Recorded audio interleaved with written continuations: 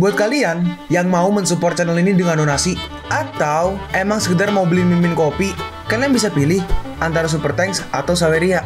Gue sih nggak masalah kalian pilih yang mana. Cuma kalau bisa, lewat Saweria aja. Soalnya kalau YouTube, potongannya gede, 30%. Kalau Saweria, cuma 5%.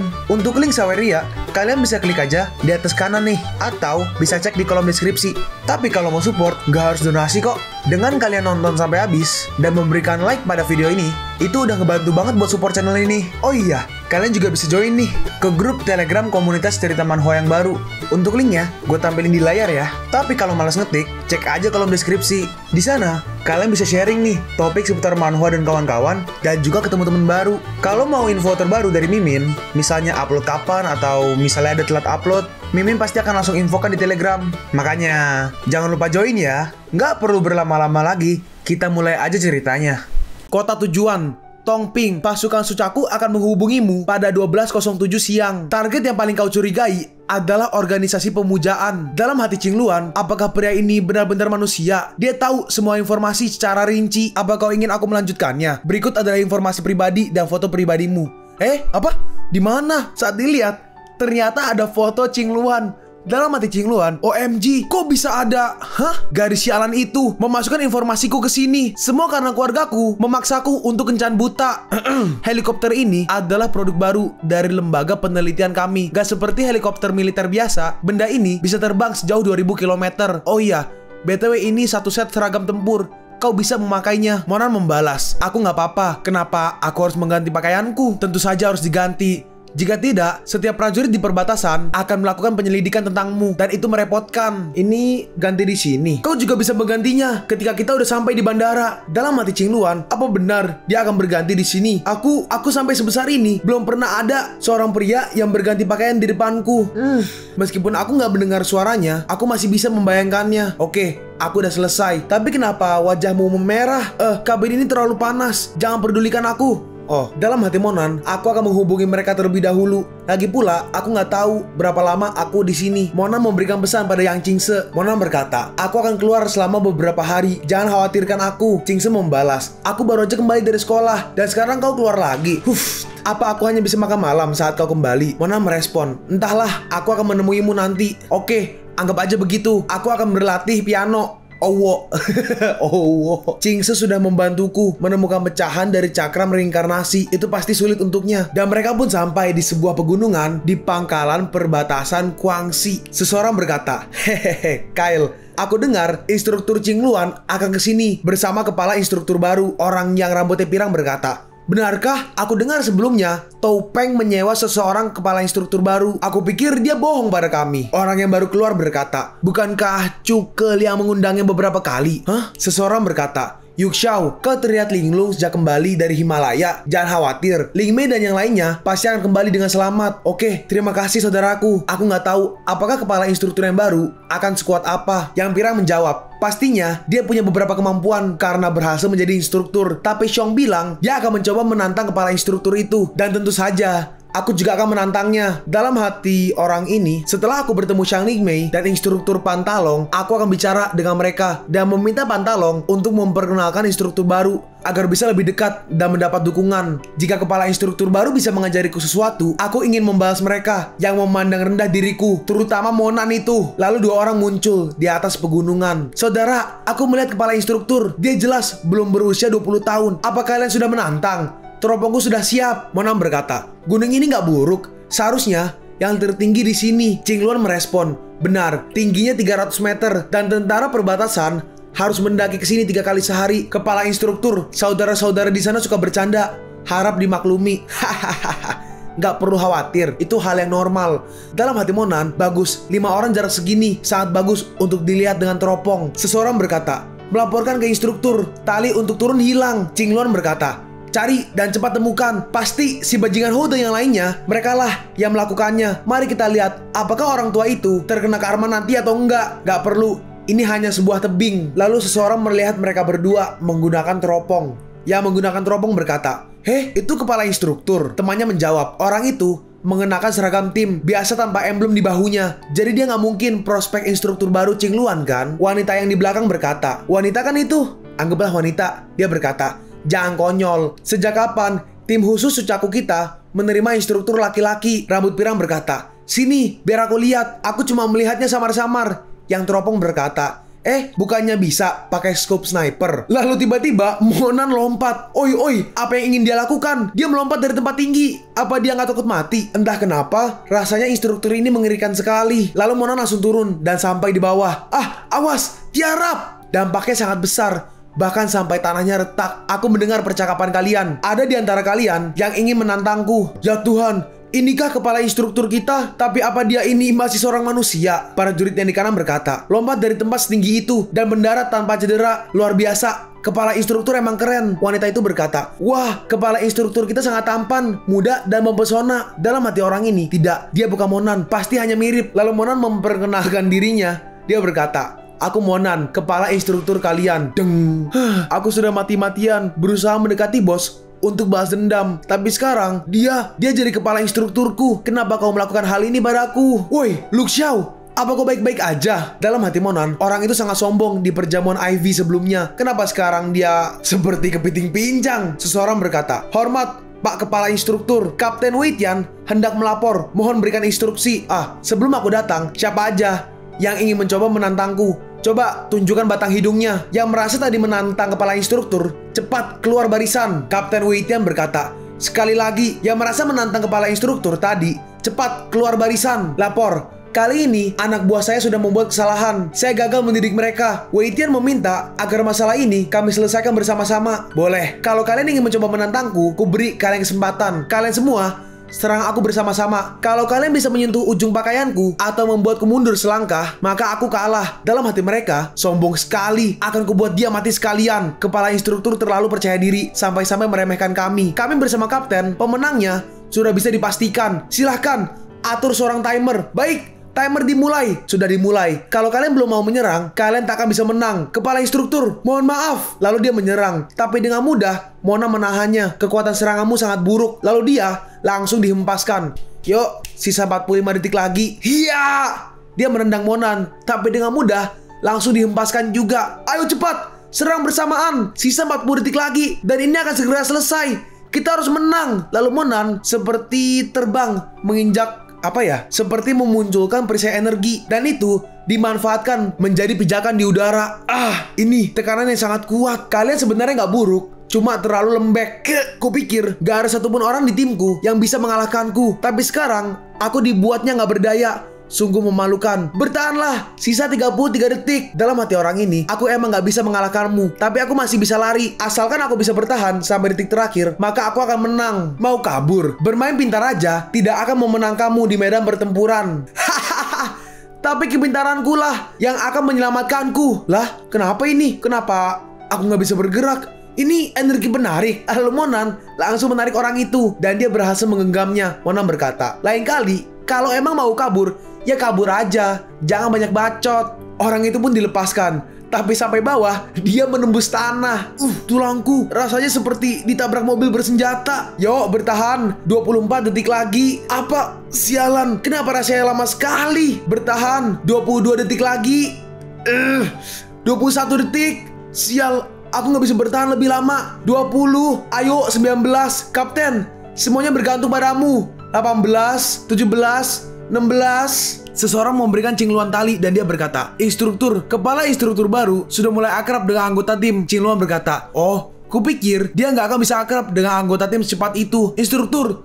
Tapi maksudku bukan cuma akrab, tapi kelewat akrab. Hah? Apa maksudmu? Ayo, siapa lagi yang mau menantangku? Bagus, kalian pasti udah mengenalku dengan baik sekarang. Dalam hati orang ini, tentu saja kedepannya pasti akan sangat keren kalau aku bisa menguasai jurus-jurus bertarung kepala instruktur. Siap, kepala instruktur. Dalam hati Qingluan, hanya butuh beberapa detik aja untuk melumpuhkan mereka semua. Qingluan berkata, sekarang karena kalian udah mengenal kepala instruktur, jangan berani macam-macam lagi. Dan juga jangan lupa untuk merawat yang cedera. Kepala instruktur, instruktur, ada kabar terbaru dari makam kuno. Instruktur, ini kabar terbaru dari makam kuno. Apa ini kabar dari mereka? Bukan, titik terakhir hilangnya kontak ada di titik A dan B di peta ini. Kelima anggota tim sudah masuk 3 jam yang lalu. Titik B adalah markas para pemberontak negara tetangga. Karena ini adalah batas negara, kita harus bertindak secepatnya.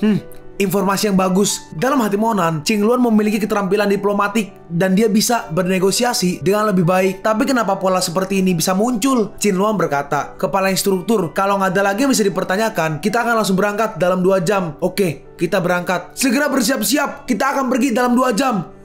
Wei Tian, bagaimana keadaan yang cedera? Wei Tian menjawab, lapor, gak ada luka serius yang mempengaruhi tulang. Baiklah, kalian segera kembali dan berkemas. Siap. Lalu 2 jam kemudian, mereka semua sudah siap. Kalian pulih dengan sangat cepat. Siap, kepala instruktur. Ini karena kami meminum pil Yantan. Dalam hati prajurit ini, saat itu pilnya masih sangat banyak. Tapi selama 9 hari ini, stoknya terus terkonsumsi dalam jumlah besar. Sepertinya akan habis dalam sebulan. Orang ini berkata, sepertinya ada banyak orang kuat di asosiasi dan jadi aku ingin berterima kasih pada kepala instruktur atas kemurahan hatinya. Jika tidak, mau minum obat pil apapun, cederaku tak akan bisa pulih. Kepala instruktur, dalam perjalanan nanti kita perlu melewati sebuah desa. Semua desa di sini berisikan para kultivatorku. Pasukan perbatasan ingin menjual tanaman obat untuk membeli obat cacing. Baiklah, pikirkan itu nanti. Ayo berangkat. Lalu mereka pergi ke sebuah pintu makam. Seharusnya pintu makamnya nggak di sini. Orang ini berkata, kepala instruktur, Anda tahu banyak soal makam Feng Shui. Dalam hati orang ini, kepala instruktur tampan ini pasti adalah anggota keluarga seniman bela diri kuno. Mona merespon, aku hanya merasa ada yang nggak beres di sini. Pendeteksi suhu tak menemukan hawa keberadaan siapapun. Udaranya juga normal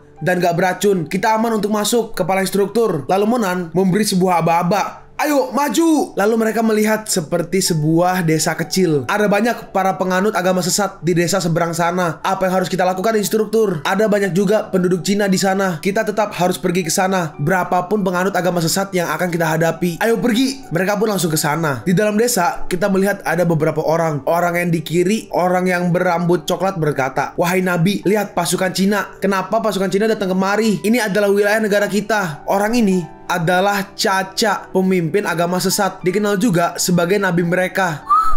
Cantik, ayo sini. Seseorang berkata, para orang asing ini menemukan harta karun peninggalan leluhur desa kita. Cepat, kejar dan tangkap mereka. Kalau para dewa gunung merasa terganggu, kita bisa mati. Seorang lagi berkata, kami adalah para keturunan Cao Chilong. Kami telah menguasai berbagai jenis seni bela diri. Kalau kalian ingin bertarung dengan kami akan layani. Kalian sudah melanggar batas negara kami. Ku beri kalian waktu 1 jam untuk berkemas dan segera angkat kaki. Kalau tidak, kami akan merebut kembali wilayah kami dengan paksa. Dalam hati Qingluan, setidaknya terdapat 1000 orang penganut agama sesat di sini. Dan di antara mereka ada orang Cina. Tim khusus lainnya yang datang kemari, mereka datang untuk menyetorkan nyawa. Dalam hati prajurit ini, semoga kepala instruktur menerima informasinya dan segera kemari. Qingluan berkata, sepertinya kalian sudah mengetahui kekuatan tim khusus kami. Kalau begitu, kenapa kalian masih memberontak pada kami? Ini adalah pertama kalinya kami memberontak pada negara kalian dalam 8 tahun terakhir. Negara kalian sangat mengesankan, tapi semenjak kemarin jadi jauh dari kata baik. Qingluan maju. Apa yang kalian lakukan pada mereka? Lalu para penganut agama sesat, mereka menembaki ke arah Qingluan dan juga para prajurit. Tapi mereka bergerak sangat cepat. Ibu, aku takut. Dan muncul seperti cahaya dari tubuh Qingluan. Hei, instruktur cantik, kusarankan agar kau tidak bertindak lebih jauh, karena ini hanya akan merugikan kedua belah pihak. Mari kita buat kesepakatan. Selama kalian gak ikut campur urusan kami akan pergi dalam 3 hari. Kami juga akan memberitahu kalian lokasi tim khusus kalian. Dalam hati Caca, tim khusus satu ini adalah tim khusus yang dibentuk oleh Shao Kancie. Sebaiknya aku tidak terlibat konflik dengan mereka. Tidak akan. Kami sendiri yang akan membawa orang-orang kami pergi hari ini. Toh wilayah ini juga adalah wilayah negara kami. Kalian gak berhak atas apapun. Caca. Dalam hati Caca, benar juga, aku masih punya mereka. Kalau begitu, ayo selesaikan sekarang juga. Lagi pula, aku juga penasaran mana yang lebih kuat, para seniman bela diri kuno kalian atau para ahli segel suci kami. Baiklah, kalau kalian kalah, kalian harus mengatakan di mana kalian menahan tim khusus kami dan secepatnya pergi dari sini tanpa membawa apapun. Oke, tapi kalau tim khusus kalian yang kalah, kalian enyah dari sini. Qingluan berkata, baiklah, kalau begitu, mari mengacu pada aturan terakhir kompetisi nasional dan mengutus satu perwakilan. Dalam hati Qingluan, aku harus mengulur waktu sambil menunggu Monan datang. Prajurit ini berkata, instruktur, kepala instruktur sudah menerima pesan kita. Beliau mungkin akan sampai dalam 4 jam. Biarkan aku dulu yang maju. Qingluan merespon, iya, kau hanya perlu menahan mereka dan mengulur waktu. Kita masih belum tahu kekuatan para penganut agama sesat ini. Berhati-hatilah, dimengerti. Dan mulai. Dan mereka langsung maju dan langsung beradu serangan. Ini kekuatan Qi murni Cina. Boleh juga. Lalu dia langsung menendang orang itu. Tapi tubuhnya seperti dari tengkorak. Caca jelas-jelas terkena serangannya. Dia langsung terhempas, tapi dia bisa langsung bangun. Hahaha. Bagus, tepuk tangan untuk pasukan Cina kita. Dalam hati si prajurit, apa itu tadi? Rasanya seperti aku menendang mayat hidup. Ayo maju kalau bisa. Ayo serang aku lagi. Halo. Jelas-jelas dia adalah manusia yang hidup, tapi tubuhnya terasa seperti boneka. Aku gak percaya. Tubuhnya seperti boneka, gak menerima luka sedikit pun. Lalu setelah setengah jam bertarung, dia pun akhirnya kalah. Hahaha. Di babak pertama ini kami yang menang. Siapa lagi yang akan kalian utus? Hore, menang! Ming, maju! Prajurit yang di kiri berkata. Apa yang dipikirkan instruktur? Dia benar-benar memilih Ching Si dingin. Prajurit yang di kanan menambahkan, meskipun dia kuat, dia sama sekali gak pernah berkomunikasi dengan kita. Kalau dia kalah, bagaimana caranya? Dia akan memberitahukan kelemahan musuh pada kita. Prajurit yang tadi berkata, ada yang aneh dengan tubuh orang itu. Kau harus hati-hati. Cih! Sepertinya kalian kehabisan orang, sampai-sampai mengirim wanita untuk bertarung. Dengan cepat, Ching langsung maju. Si tetua itu mencoba menyerang, tapi dengan mudah Ming menghindarinya. Dan Ming berhasil menangkap kepalanya. Dan kepalanya langsung di kayak chiropractor nih.